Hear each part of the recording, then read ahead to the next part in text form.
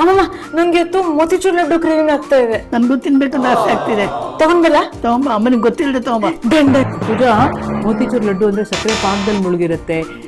Colour, preservatives ಬೇಕಾ ಇದೆಲ್ಲ? ನೀನೇ ಮಾಡಲ್ಲ. Take it is a challenge Pooja. Challenge accept. Let's go. ಬನ್ನಿ, ಲೆಟ್ಸ್ ಗೆಟ್ ಸ್ಟಾರ್ಟೆಡ್.